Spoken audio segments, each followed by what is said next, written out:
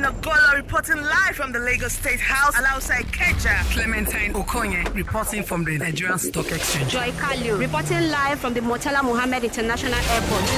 For news that's close to home, hear it first on 99.3 Nigeria Info. Up to the minute news that matters to you. Our reporters are always on the go, bringing it as it happens. The lawmakers have decided to work with the executive for the development of Lagos State. Babatunde Pratt reporting. It has been 5 days of band screening and confirmation at the Senate. Judges Macnaughton reporting. Listen to the major news every day, 6 a.m., 12 noon, 3 p.m., and 6 p.m. live on 99.3 Nigeria Info.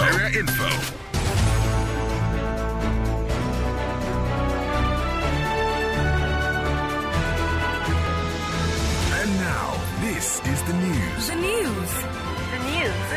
On 99.3 Nigeria Info.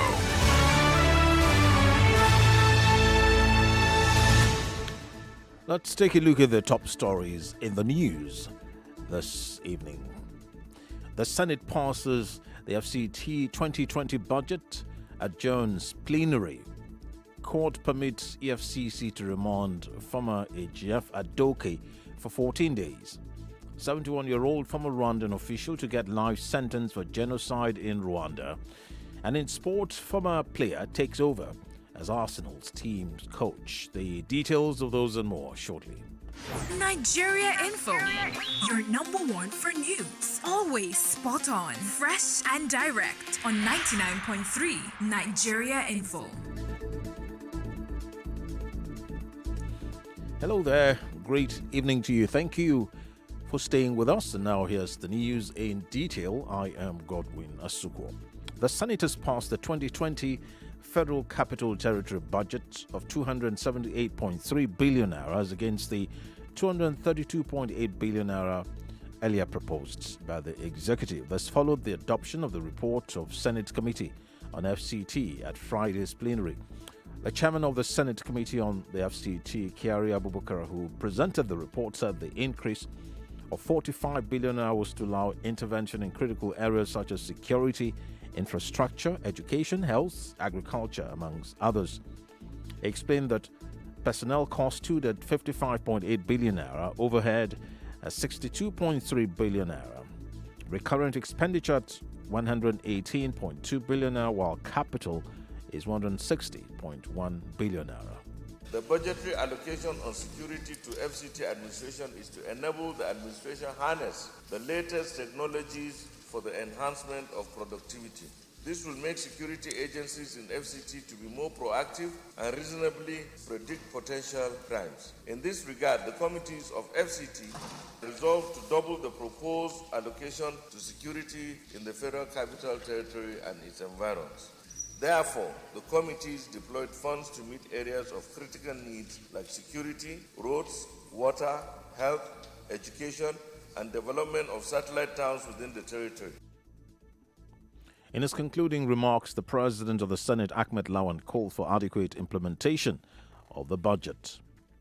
Meanwhile, the Senate has adjourned plenary until January the 28th for Christmas and New Year breaks. Before the adjournment, the President of the Senate, Ahmed Lawan, announced Senator Smart Adeyemi as the chairman of the Senate Committee on Aviation.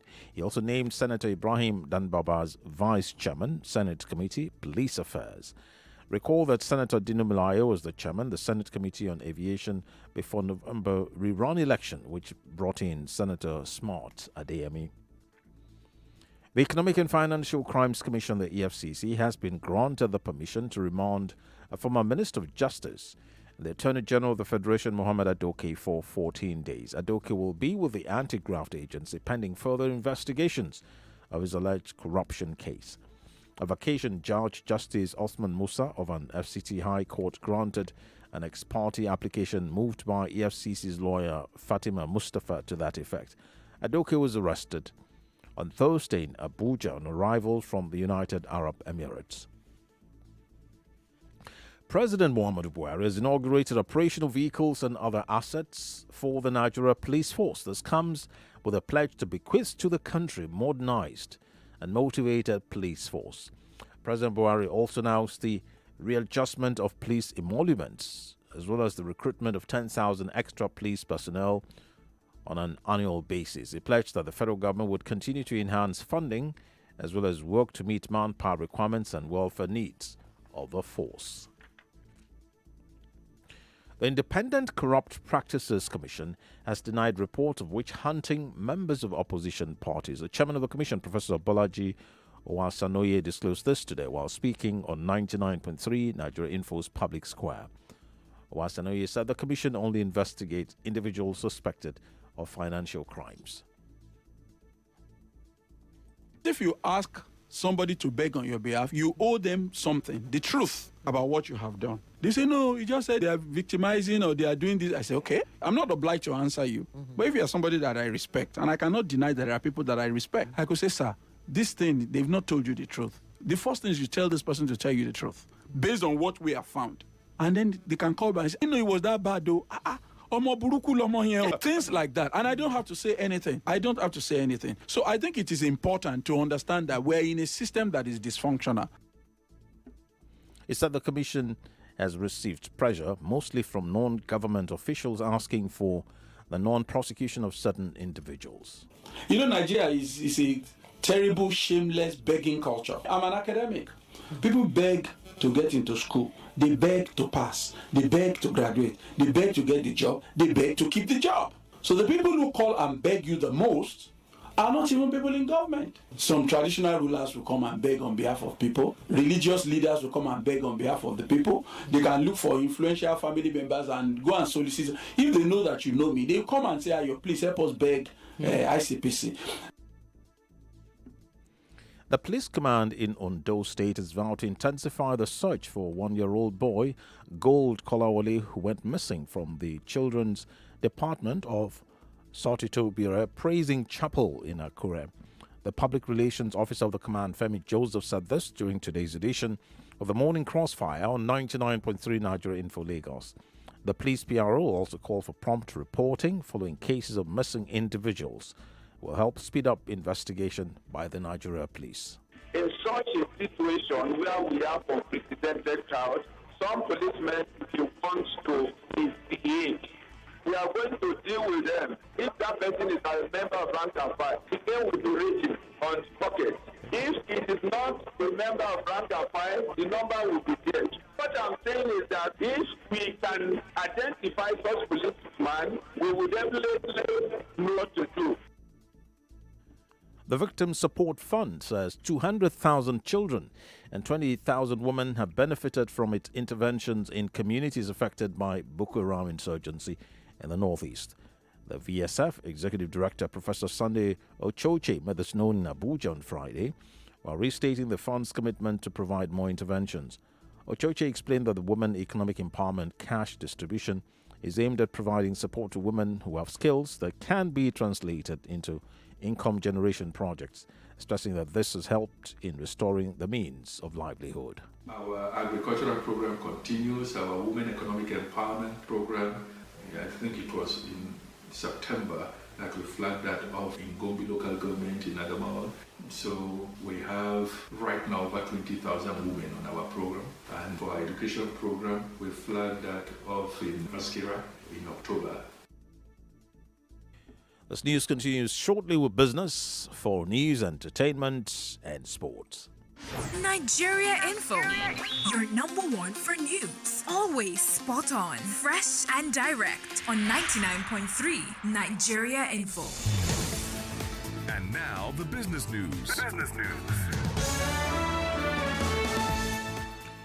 The Federal Competition and Consumer Protection Commission says it will intensify the enforcement of companies' response to consumer complaints from 2020.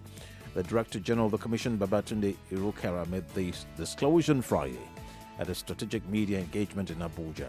Irukera said it would henceforth hold companies accountable on consumers' dissatisfaction of products. He added that the Commission had also devised mechanisms that would put them on their toes to prevent what could create customers' dissatisfaction. And now, the foreign news.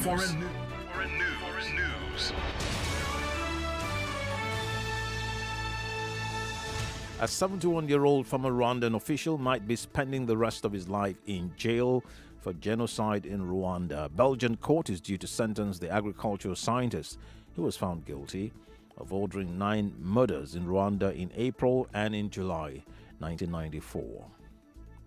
Still from foreign scene, members of parliament in the UK have backed Prime Minister Boris Johnson's plan for the UK to leave the EU on the 31st of January.